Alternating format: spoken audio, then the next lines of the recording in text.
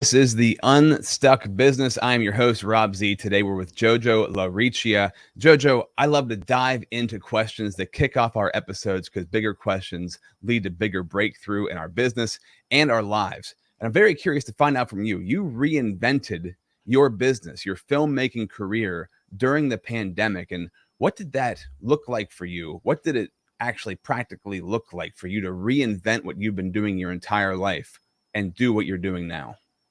Well, I'm going to answer that in two different ways. I try to do something different. During my filmmaking career, I figured I would try network marketing. And I was working with a company, and I love the products. I still take the products. But I had something very interesting happen to me. It was in 2021.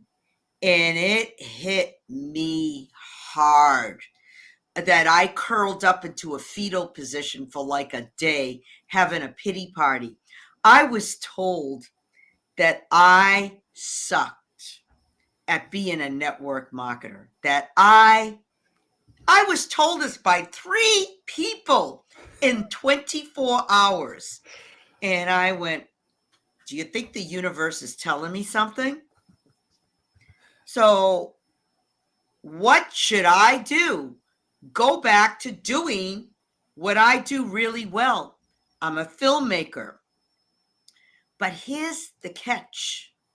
For 19 years, I worked and I did not get paid a dime. I worked for free because I wanted to learn. Then COVID happened. And I realized that after COVID happened and realizing that I was not good at being a network marketer selling products, that when people watch videos, in all honesty, they only want to watch videos for 2 minutes and then they basically fall off. So I said, what can I do to create the fascination for people being engaged? And I went, the 2-minute video. The 2-minute video. Who you are, what you do, the benefits you bring, and that sort of thing. So it was born then, the 2-minute video. But there's more. People just don't want to watch a 2-minute video because there are a lot of people that do videos, but with all my expertise as a filmmaker and being an interviewer, I've interviewed over 1,000 people on TV. I said, what can I do to add value? That's the big word. If you want to succeed in any business, you have to stand out.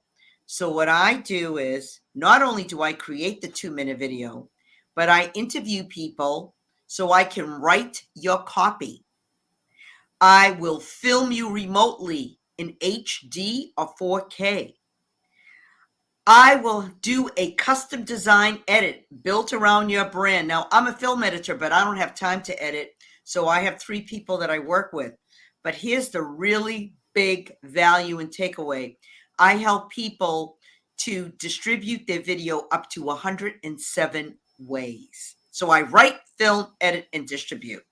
And that's what I'm doing right now. And it hasn't changed. I love it. I love what you're doing right now too. The videos you create for people, for yourself, I've seen, and also for others, are really, really good at captivating who they are, what they do, and what they're all about. So I want to introduce everybody to you. So first of all, let's just, JoJo LaRiccia, you began your film journey at 11 years old, and you've since evolved into this multifaceted filmmaker, media professional, known for your work in children's programming and explainer videos. And I love your motto, bring it on, encapsulates your dynamic approach to filmmaking and digital marketing. And this is the Unstuck Business. So the concept of this platform is to help people with the tools and the testimonies of business breakthrough to give them an example that it can happen for them. So I love to hear about this for you because you had this incredible breakthrough in your business during the pandemic. And I love talking about breakthrough because it is everything. And what you were just mentioning a second ago is really, really important. And I want to move back into that in a little bit, but I want to hear about this bring it on motto, because it sounds like that was something you embraced when you changed things for what you were doing in the pandemic. What does bring it on mean to you? Why is that your motto for life? Bring it on means I can do anything. There are always people that say, well, I don't know if I can do this. They have all these limiting beliefs. I am not of the mindset that you can't do anything. I am on the mindset, I can do anything. I can achieve anything. I can be number one in my game. So that's why I say bring it on, because I am unstoppable, I'm unbeatable, and I know that with perseverance and passion, you have to be passionate. You know, a lot of people say, well, I want this, I want that. How passionate are you? Are you thinking about it morning, noon, and night? Do you eat, sleep, and drink it? Do you do whatever it takes? How long it takes? I wake up every day between 4 and 5 a.m. and I hit the ground running. Now, I'm going to be 70 years old, I believe, in 70 days, okay? And I'm just getting started. I'm just like getting revved up. Now, someone says, well, why do you work so hard? You don't need to work. I choose to work. If I stop working, I'm going to die. Mm-hmm. Your fire and your passion for what you do is really inspiring. The fact that you're almost 70 is amazing. I would never in a million. I thought that maybe you were in your 40s or like Thank you. early 50s. That is incredible. So it speaks to the spirit that you have, like you were talking about before we got rolling here. Is that something that you've always had? As you said, you were struggling in filmmaking leading up to the pandemic and working for free for a long time. Did you still have this fire and passion then? I did, but I didn't. The COVID actually, catapulted everything. And I'm going to tell you that when I was told that I sucked by 3 people, they all used the same words. What was it about that you were doing that sucked in network marketing? What were they specifically referring to?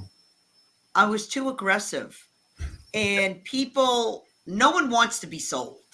I knew that I was selling a product. I mean, it's fantastic. The product's great, but you can't tell people that they need something. You have to create the need. And I wasn't doing that. And also too, I realized I was working hard to make another company wealthy. I just said, that just does not make any sense at all. If I'm going to make anyone wealthy, it should be me.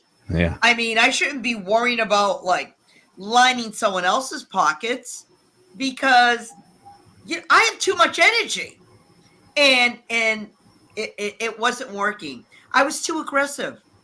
I have way too much energy to be focused on, as I said, lining someone else's pockets. It just doesn't work for me.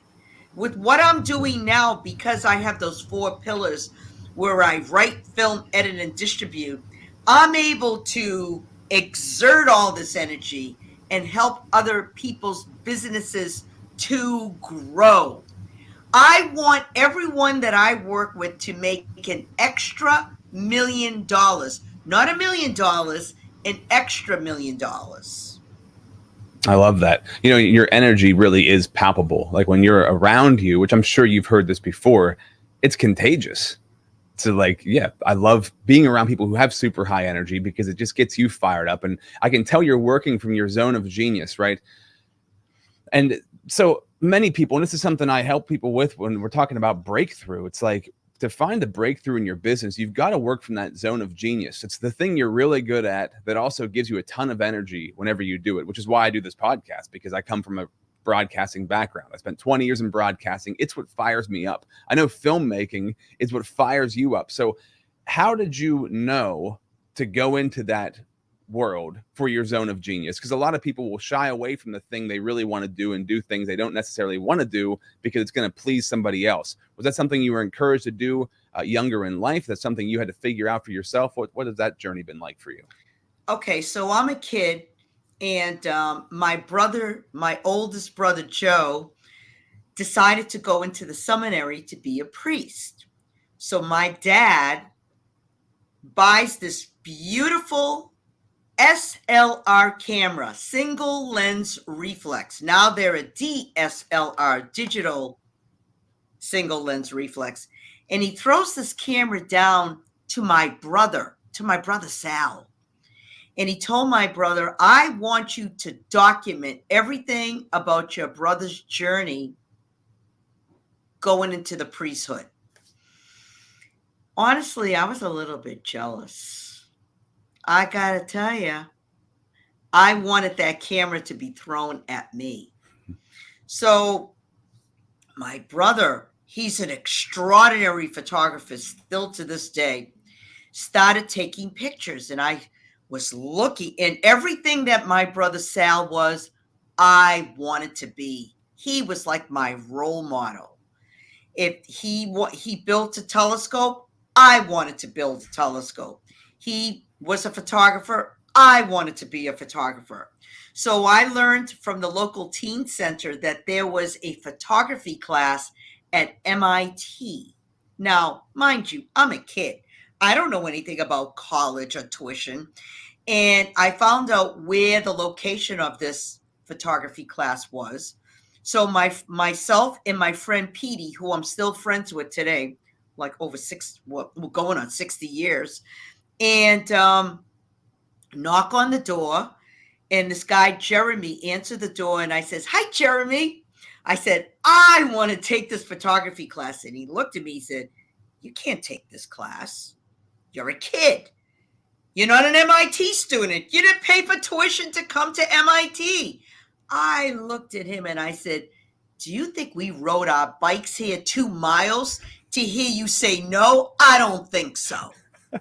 So Jeremy didn't know what to do with this because I'm a ball of energy. So he turns and he looks at the other students that were taking an extracurricular course, and it was a dark room. And he said, do you mind if these kids join us? They all agreed. This is 1965. Okay, so things were a little bit different then. So my friend Petey and I think we brought our bikes into the room there, into the dark room, and we just like were students. And we took the whole course, got an A, didn't get a credit, and I got the bug. I convinced my parents that I should build a dark room in the basement. I'm a kid, bought all these chemicals and started taking hundreds of pictures. And the funny thing is, I grew in love with photography, and then I got a cassette recorder. And my parents were having a silly argument. I hid around the corner, recorded them. I think it was over toilet paper. It was something stupid. And then after they finished having their argument, I went back into the kitchen, put it in play. They were listening to their voices, and they loved it. They were cracking up. They thought it was the best. And so I'm thinking in my little head, people love photographs. They love the sound of their voice. What's the next transition? Video, filmmaking. I mean, it was there as a kid, and it just evolved. It's really cool to hear because this is something for me too. When I was 10 years old, right, I was doing a pretend radio show in my bedroom, right? So before YouTube and everything existed, I absolutely just loved it. And there was no like, nobody told me to. There was nothing like that was pushing me to it. It's just like something I naturally really wanted to do. So it's really inspiring to hear you talk about this as well. And it's really inspiring to know like your parents, they signed off on it, right? They were cool with what you were into. My mom also, when I was 15, she said, what do you want to do with your life? And I said, I want to be a radio DJ. And she kind of looked at me kind of funny, but she helped me get a job as a radio DJ at 15, right? So these things, and I talk to people about this all the time. If you're really having trouble finding out like your vision and your purpose for what you're supposed to be doing, go back to when you're like 10 years old. What did you naturally just love doing? That's a great sign. Whatever, it might not be that exact thing, but that's a big piece of the puzzle of like what you should be doing, right? It's like, as far as what is something you're naturally you have a natural inclination towards, but you also have not been like influenced. Nobody's telling you to do this thing. You just want to go do it just because you love it so much. So it's very inspiring to hear that you've spent your entire life doing this thing that you really, really love to do. And it's kind of born in you. So it's very inspiring to hear that. And also, I'm very interested in this way that you tell stories. And I know this is what you do for clients when you're making these 2-minute videos. You are telling the story of their life and their business in 2 minutes. This art of storytelling, you seem to naturally have a knack for it. Can you tell people maybe, and maybe you don't even know how you do this necessarily, but what is the art of telling a good story and how do you craft one so well? Well, this is what I find what most people do. There's a lot of fluff. And I always tell people, get to the point. Okay, so this is how it all stemmed. My mother would always start off, to make a long story short. Which means you're going to get a long story. It's long. It could go on for hours. I mean, it's like crazy. So I would say to my mom, God rest her soul, she's not with us anymore. But I would say to her, listen, Mama, listen, please, give me the ending. Just give me the punchline, and then you could talk for as long as you want. I don't have all day to listen. And that's where it all began. I'm just saying, when I would hear her telling her story 1-2 hours, I mean, she was meant to write a book. I said, I could have said all that in 1 to 2 minutes. And I noticed that when people talk about things, they go on and on. It drags on. It's like, get to the point. I always say, in this lifetime, please. In this lifetime. But one of the things that I did during COVID is I joined Clubhouse. And I didn't know anything about marketing, although I am a natural marketer, or I didn't think I knew anything about marketing. And I started to study what all the leaders, the people that make a difference in the world, are doing, and how they get to the point quickly and effectively. And I realized that there are certain questions that you always ask someone. I'm not going to tell you what the questions are now, because unless you work with me, then you'll find out. But there are certain questions that you ask people so that they can get to the point quickly. And they can say everything that they have to say in a very short span of time. Now, when I worked at the local access station, I shouldn't say I worked, I was a volunteer there. And I've been nominated for 4 local Emmys. And one of the things that I would pride myself, and this also happened from a very young age, is put me into a situation in a chair across the table with anybody. And when we are across from each other, we're having a conversation. And one of the things that I love doing is asking questions and listening. That's what it's all about. You ask the right question. The question will lead to another question, will lead to another question, will lead to another question. And that's the art of interviewing someone. I love interviewing people. But I will tell you, I did start a podcast and I did 100 episodes, but I get very bored with a podcast because everybody's doing podcasts. I'm not poo-pooing what you're doing, because I know you do a very good job, but I wanted to be different. What I'm doing right now, there is nobody on the planet that has all the years of experience that I have, that writes, films, edits, and distributes. And by the way, I have put in my 60,000 hours in 19 years. I have logged everything. I keep data on everything. I got lost into editing. Lost. I mean, I went down the rabbit hole. It's not a bad thing. Like, you forget to eat. You just forget stuff. You just like can be working for 12 hours straight and you'll say, oh my God, now it was dark when I began. Now it's dark again when I'm finishing. So, and I just said, you know what? I can't edit anymore because I get lost in it. Mm-hmm. It's not a bad thing. It is a bad thing, but you forget about everything else. The whole world gets left behind. Mm-hmm.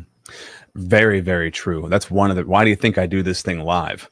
So that I can't go back and edit it, because it makes me nuts, right? Because I'll get so, it's so much fun, and it can be so, you can get so granular and so detailed and like little things that nobody else would ever even notice, but Right. you just get so deep into it. So I'm with you there 100%. That's one of the reasons I decided I have to do this thing live, because I don't want to go back. And 20 years in radio, everything was live. We just did it live. So it was too bad. It was live. It's done. Move on to the next thing. And that's how approaching, I think approaching business and life in that way is very beneficial, especially because of how fast things move right now. And you were mentioning about podcasting too, right? I agree. So many people are doing podcasts, but not many people are doing it very consistently and doing it really well, and also teaching other people how to do it really well. And I think when you fall into the thing that you love the most, you should go for it, even if lots of people are doing it, which is why you find me here doing this, because I love to do it. And it's what I've been doing my entire life. And I think when we find that thing, you should definitely focus on it, go for it as well as you can, because other people aren't going to do it as well as you do it. And they don't have the stickability that you're going to have with it, which obviously you going into your 70s is the thing that is so obvious for you, that filmmaking, and you were even talking like asking the right questions. It sounds like coaching is a powerful skill of yours, right? Something that you may never have considered yourself to be a coach, but obviously when you're making these 2-minute videos for people, you're bringing stuff out of them in a short amount of time through your interview process that is qualifying you as like coaching them in this storytelling model. So real quick, I want to jump into the sponsor. We got a shout out to the Connected Leaders Academy for 60 seconds. But I want to find out from you, what is the key memorable video content you need to have as a business owner to get yourself seen, heard, and remembered? And we're going to talk about that in 60 seconds.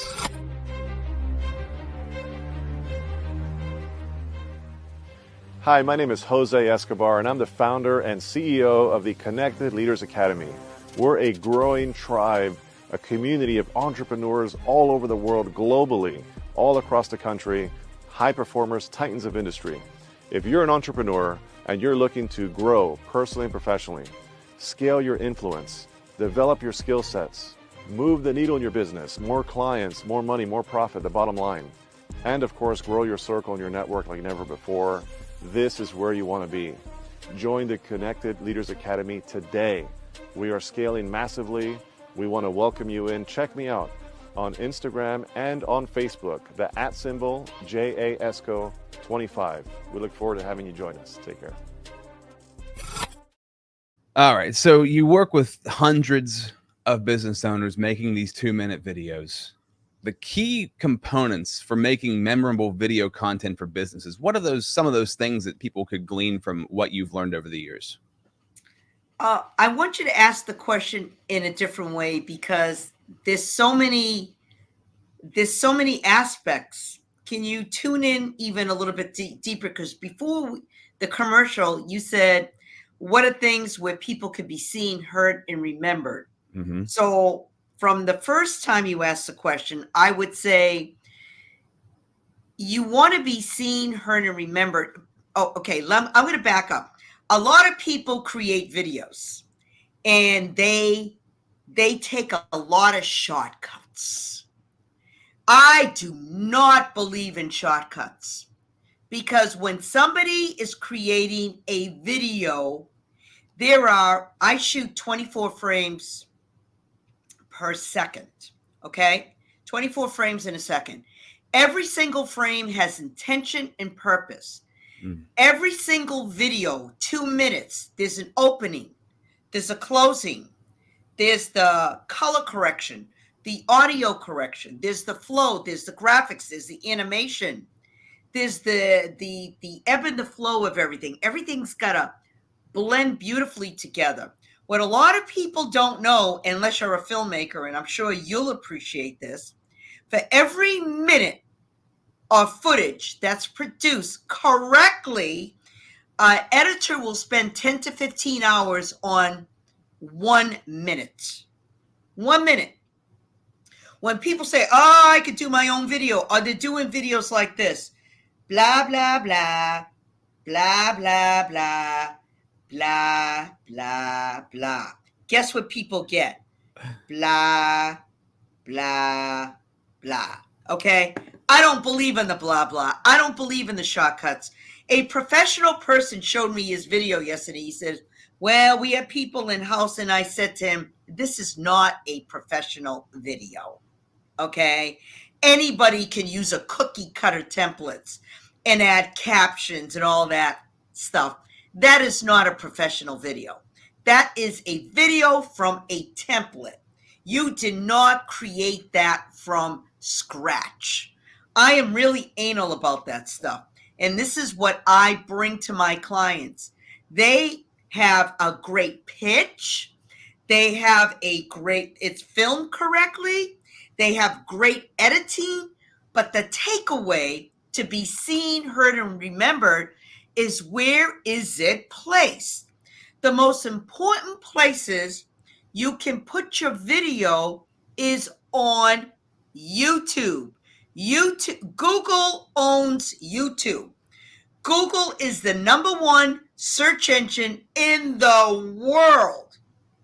So Google is married to YouTube.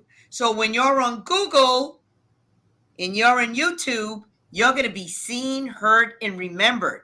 But a lot of people don't know this. If you have a video on YouTube, but you don't have the right information attached to the video, then it's like a drop of water in the ocean. Again, you have nothing.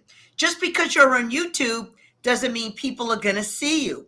You want to make sure that you have the right information attached so you're seen, heard, and remembered. Your video should go on YouTube. It should go into Google reviews. It should go into your Zoom waiting room. If you have a local business, you want to put it on Yelp. If you have a website, it should go on your website.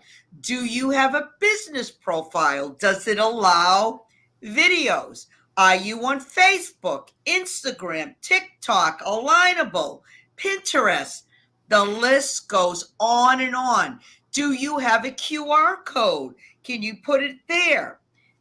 These are the ways that I help people to be seen, heard, and remembered. Because what good is it having a video? Then people say, now what do I do with it? I help you with the now what do I do with it? Yeah, and there's so many places we can put it now. There's so many different things you can do with it. Knowing the best places to have it to be remembered is so important. What about the video itself needs to happen for it to be remembered? The things that are happening, the things that are being said in the video, what is something that somebody should focus on so they can be remembered? Well, you have to have the right call to action. And I want you to keep in mind too, when I create the videos can be cut up 5 different ways. So when I give you a 2-minute video, I also give you a shorter version, because some people don't want to watch 2 minutes. They want to watch 15 seconds or they want to watch 30 seconds. Mm-hmm. So you want to make sure, here's the really big deal. When you show a video, you have 3 to 5 seconds for a person to determine if they're going to continue watching the video or if they're going to say next. It's almost like swiping. If someone is not engaged in the first few seconds, they're gone. I looked at your intro to this podcast. It's fantastic. Thank you. The music, the sound. People are brought in by sound. They're brought in by visuals. If you can grab them with sound and visuals, they're in. I don't know if you know this or if our audience knows this, but in the film industry, one of the highest paid people on a film is the audio person. Mm. You can have the best visual, but if your sound is not good, they're gone. Mm-hmm. I don't know if you've ever watched TV and the sound doesn't sound right. Your brain will get totally discombobulated. Or if you go into a movie theater and you're watching a movie, and the reason why movies are so incredible is the sound in a movie theater. When you have the right sound. So you ask, what's one of the things? The sound that someone hears, the first thing that they hear, if they're brought in, they're sold. You can live without the light, but you can't live without the sound. The sound takes precedence over the video. This is where a lot of people lose in when they do their videos. They don't have the right sound. They sound like crap. It's it's really interesting. You think about, like, even just thinking about music, right? The sound of music and like a 3-minute song, what that can evoke out of you. You know, what that can like make you cry in 3 minutes just by hearing something so powerful, right? So obviously sound is so incredibly important. And I also think about this too, especially in the world of podcasting and all the content that's out there right now. If you have great content that looks great, wonderful, but if it sounds bad, then somebody's not going to be able to listen to that. When you think of podcasting, it's video now predominantly. It used to be predominantly audio. When you have great audio, you can listen to that anywhere, and somebody's going to be able to take that in. And I've always been a bit of an audio nerd coming from the background of radio, and it drives me crazy when something doesn't sound good. It drives me nuts when something doesn't sound good. I cannot handle it. That's why I have a good microphone. If I'm working with anybody in podcasting, I recommend get the best stuff you can get. I mean, if you can't afford it right now, it's fine. But as you go on, make sure your sound is always quality. And there's good, inexpensive ways to make your sound really good. But as you level up, make sure you level up what you're using to make your product sound better. So I agree 100% with that. That makes a ton of sense. For yourself personally, as we're coming to the close of this episode, what is something maybe that we haven't touched on, that we haven't really discussed, that you'd want people to know about you and what you do, that would really get them an insight into how you are an expert in what you do and why they should work with you? Go to bed early. Go to bed early. Yeah, I'm good. You know, did you know that Tom Brady goes to bed by 9 o'clock at night? I did not. Go to bed early. Make sure that you get enough sleep. I don't know if you've ever heard this. If you go to bed early, you actually are jumping on the angel train.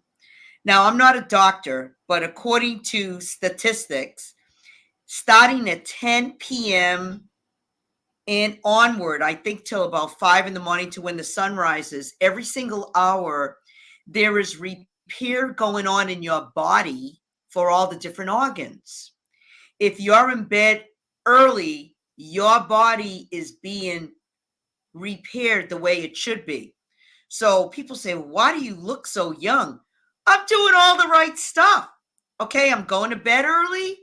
I eat good.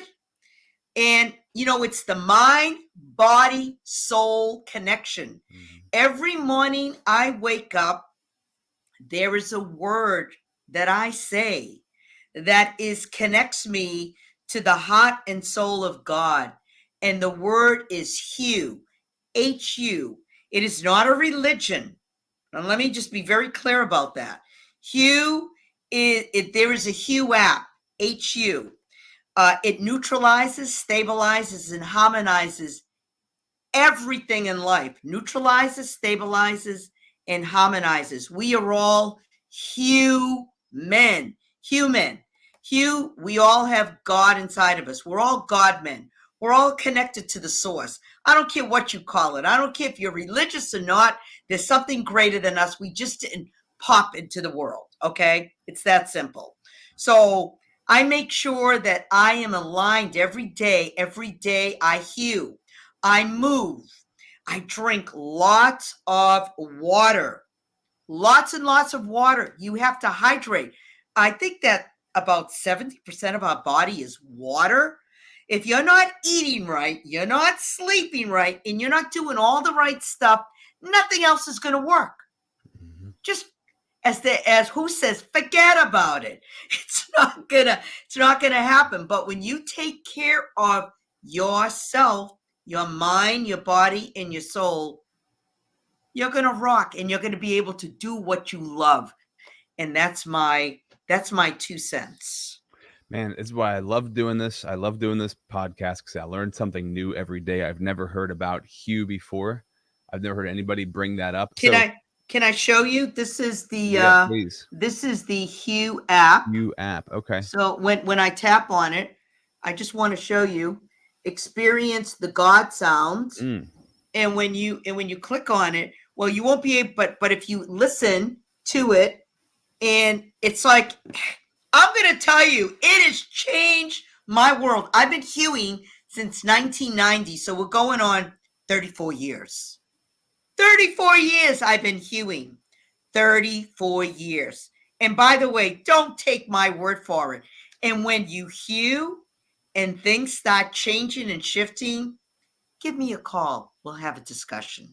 Very cool. I'm going to check that out today. JoJo LaRiccia, fascinating stuff. I want to thank you so much for being a part of the Unstuck business. This has been a wonderful episode, as I knew that it would be. I had no doubts. But if people want to get a hold of you, it's JoJo at LaRiccia Media, LaRiccia media.com. Is that the best way to find you, or how else should they find you? Yeah, JoJo at LaRicciamedia.com. That's it. Reach out. Here I am. Cool. Thank you for being a part of the Unstuck business. Rob, thank you. You are lovely, and your sound is good, by the way. Thank you.